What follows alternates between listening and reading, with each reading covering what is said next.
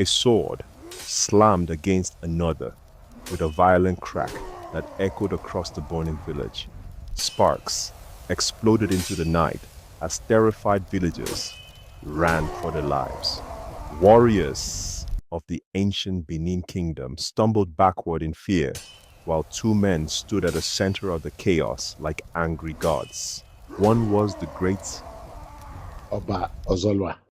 the other was the man he once loved like a son, called, Ise and on that bloody day in Uteko. master and servant were trying to kill each other. But before this deadly war began, before the flames, before the betrayal, before the curse that still terrifies people in Benin till today, there was loyalty, there was love, and there was pride.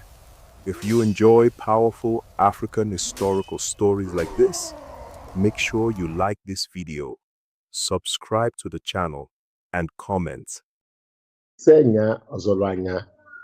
below. Now, let's begin. Years earlier, the Benin Kingdom stood as one of the most feared empires in West Africa.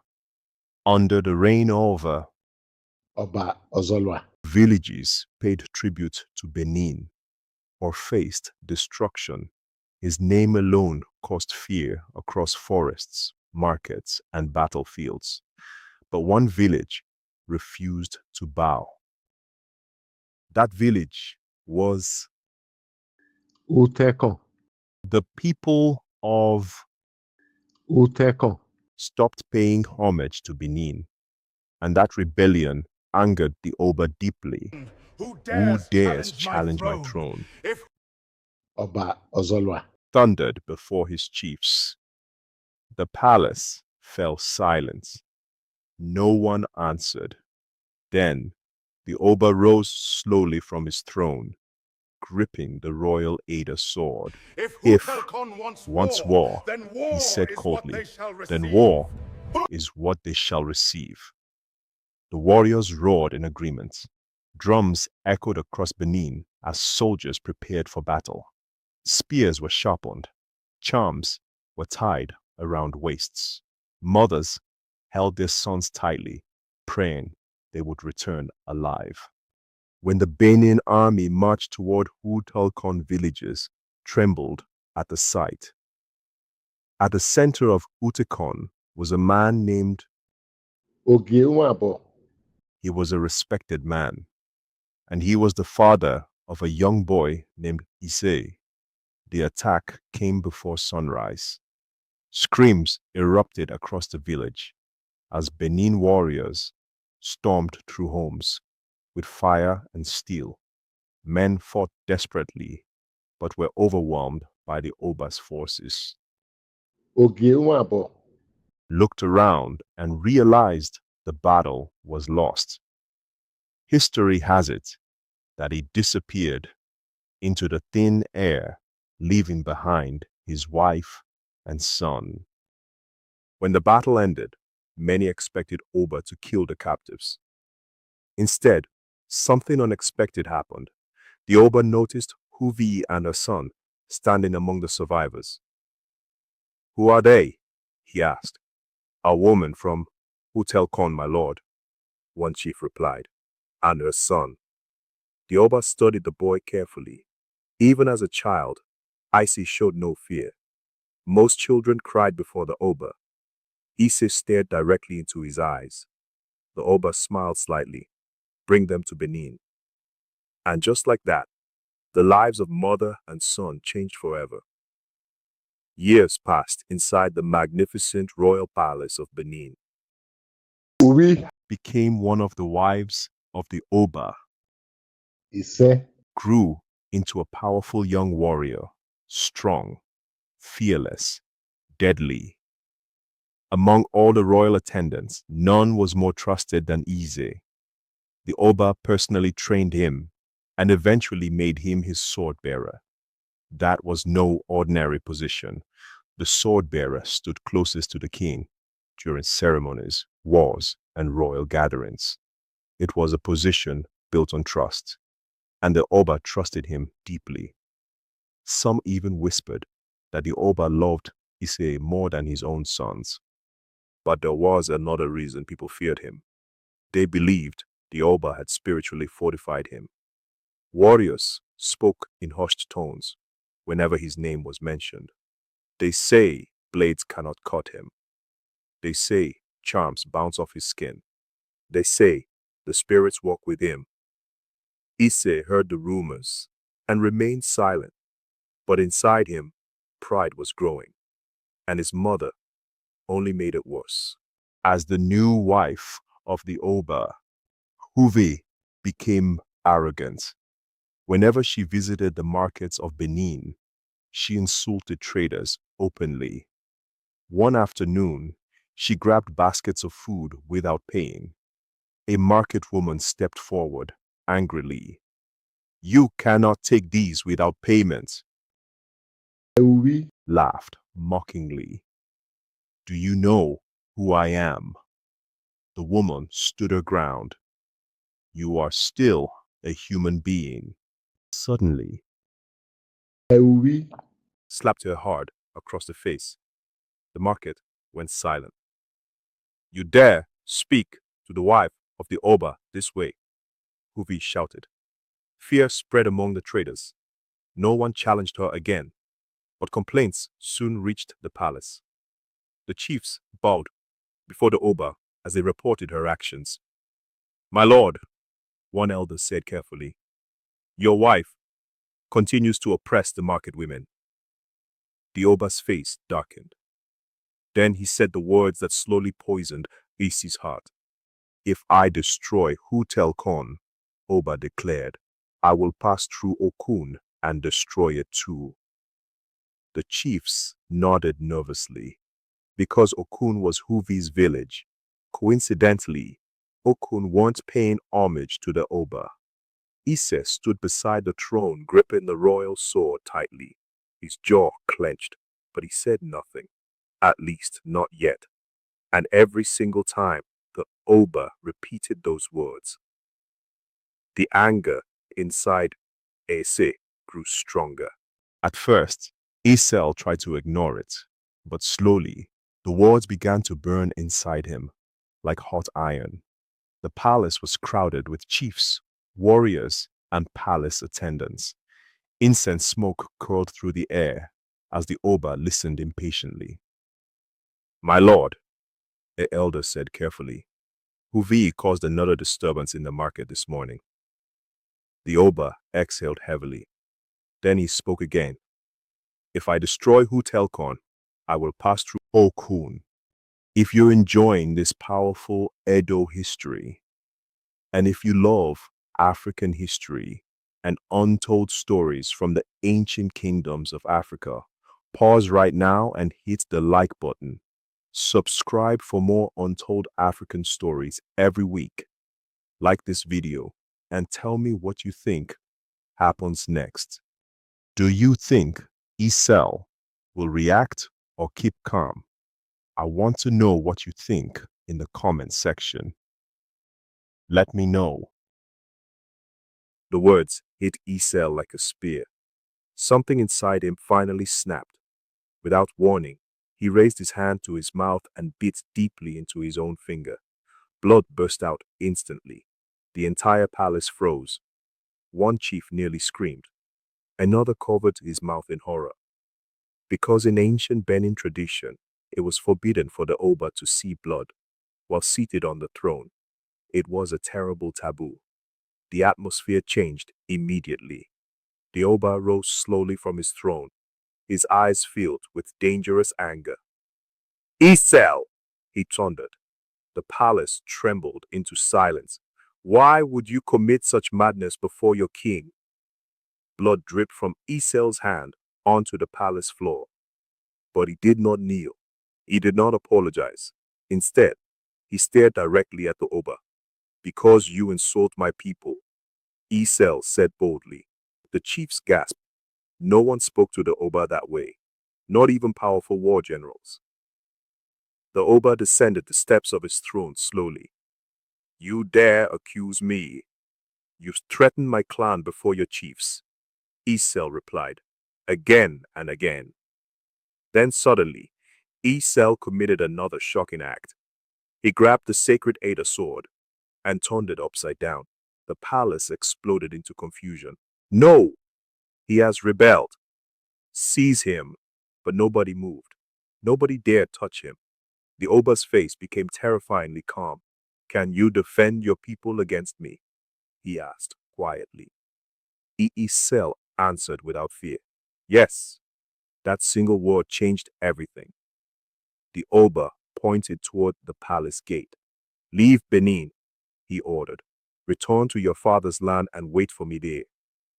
Silence swallowed the palace. Even the chiefs looked shaken. But Ise simply bowed once, turned around, and began walking away. Then the Oba quietly called some chiefs closer. "Follow him," he whispered. "Watch carefully. See if he turns back to look at my palace." Because in Benin tradition, turning back showed regret and fear. The chiefs obeyed immediately. Ise walked through Ugbe, the royal quarters where the king resided, which brought the saying in Benin, "Ise Logobi," meaning Ise passed through Ugbe. But Ise never looked back, not once. Servants moved aside nervously. Women carrying water stopped to stare. "He walks like a man going to war," one of the chiefs, who the king had instructed to follow Ise, said. Another replied softly, "No, he walks like a man who has already accepted death." The Oba kept quiet. When Ise finally arrived in Hotel Khan, spread quickly. "The Oba's sword bearer has returned." Villagers gathered around him cautiously. Some feared the Oba would soon destroy them all. Others believed Ise could protect them. That night, elders gathered around a fire, while Ise sat silently among them. An old man finally spoke. "The Oba will come for us." "I know," Ise answered calmly. "And can you stop him?" The fire crackled softly. Then Ise lifted his eyes. "If Ozolua wants war," he said, "then let him come." Word soon reached Benin that Ise was openly challenging the Oba. When the message was delivered inside the palace, Ozolua laughed darkly.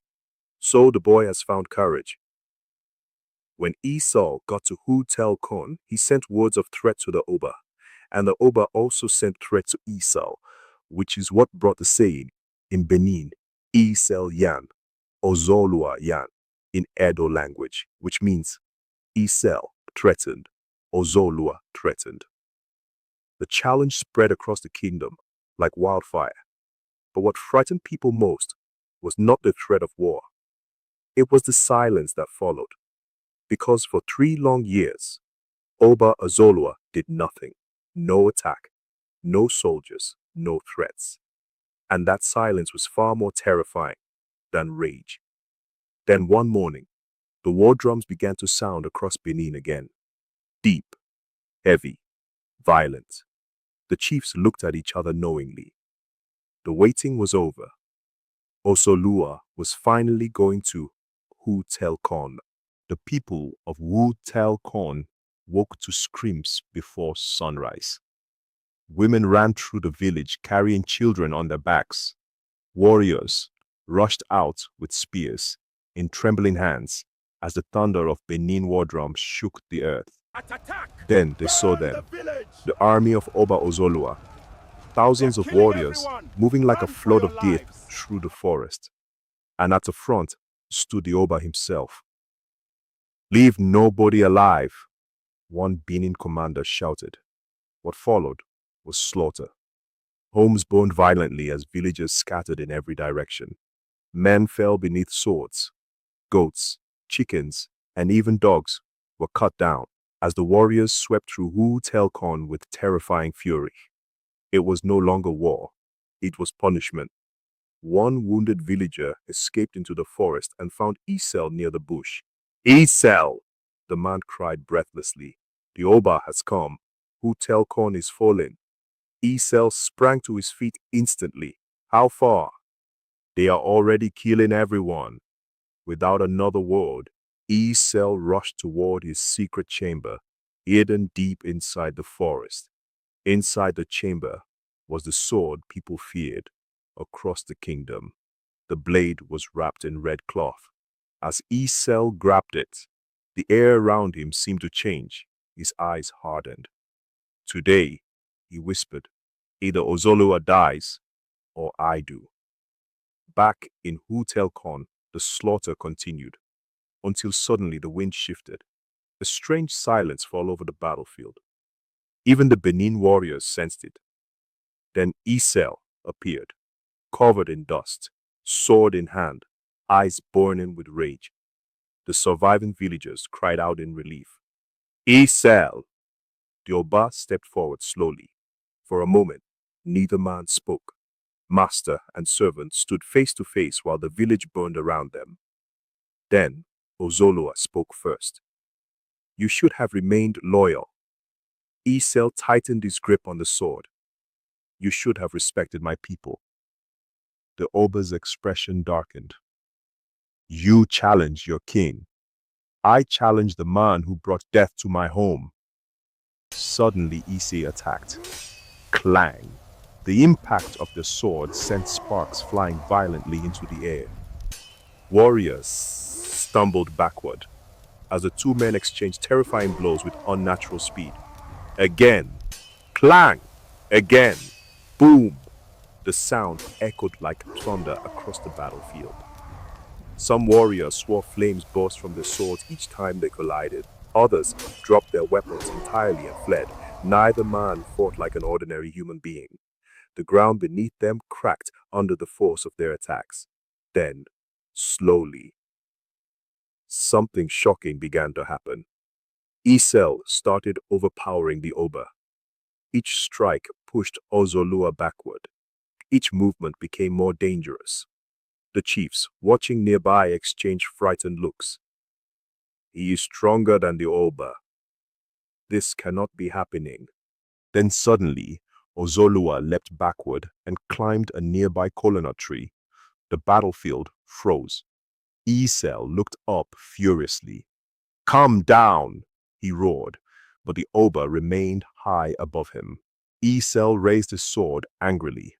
If you will not come down, he shouted, then I will bring the tree down with you. He prepared to strike the trunk. Then Ozolua spoke calmly. Will you break the laws of Benin too? Ise hesitated. The Oba continued. It is forbidden to cut down a coconut tree. The warriors murmured nervously.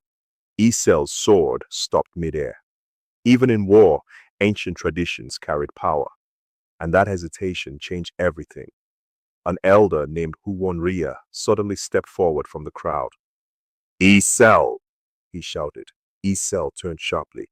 This fight is unfair. The warrior frowned. How? You carry a sword while the Oba has none. The battlefield became silent again. Then Huwonria raised his voice. If you truly seek fairness, fight him hand to hand. Wrestle like men. Whoever defeats the other shall claim victory. The crowd erupted into murmurs. Some thought Ise would refuse, but pride entered his heart again.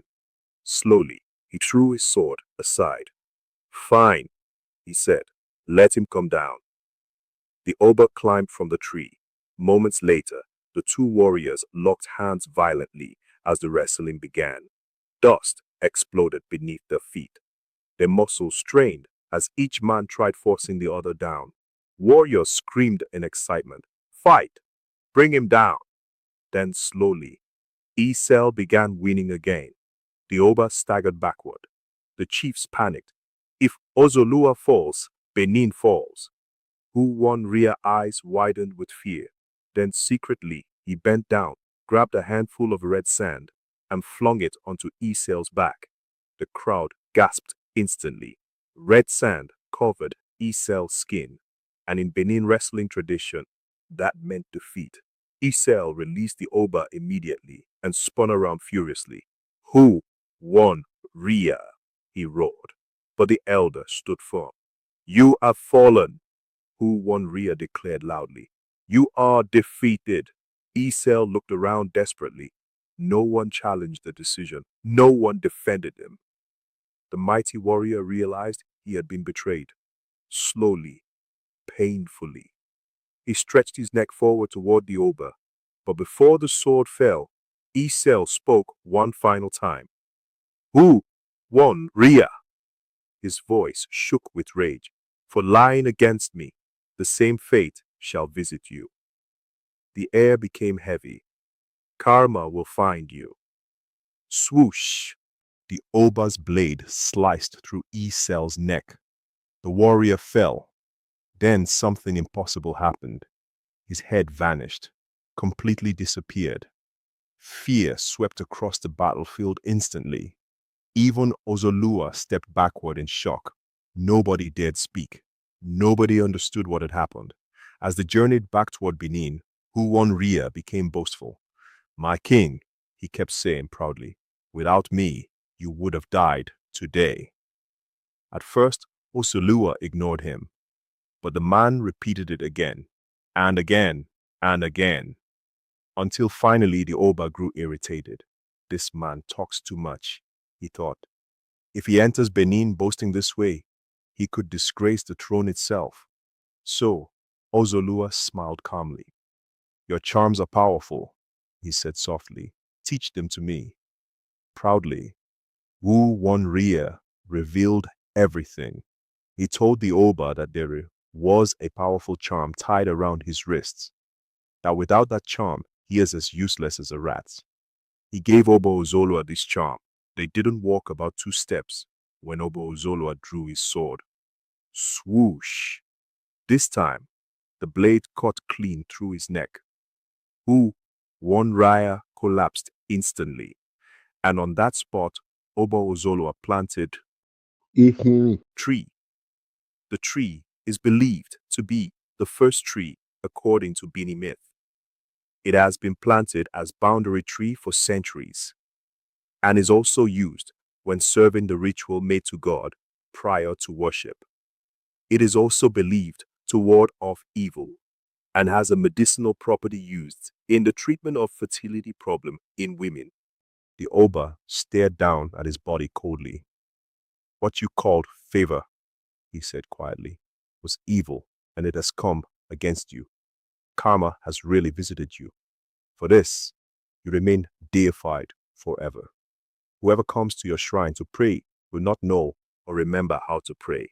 Till dates where Ria was beheaded is a deified ground. Until today, many in Benin still fear the shrine where Ria was deified. They say those who go there suddenly forget their prayers. They say if you ask the shrine to save you, it may destroy you instead. And if you ask it to destroy someone, it may save them. If you enjoyed this powerful story from the ancient Benin Kingdom, make sure you like this video, subscribe to the channel, and comment below. Do you think Ise deserved his fate? Or was he betrayed by everyone around him? The moral lesson of the story are, betrayal always carries consequences. Ria betrayed Ise during the wrestling match. Though he gained temporary favor from the Oba, the same betrayal eventually led to his own death. The story teaches that treachery may bring short-term rewards, but karma eventually returns. Power without humility leads to destruction. Power without humility leads to destruction. Abused her royal position by oppressing market women, and her actions sparked tension that eventually led to war and tragedy. Leadership and influence should be used with fairness and compassion, not oppression.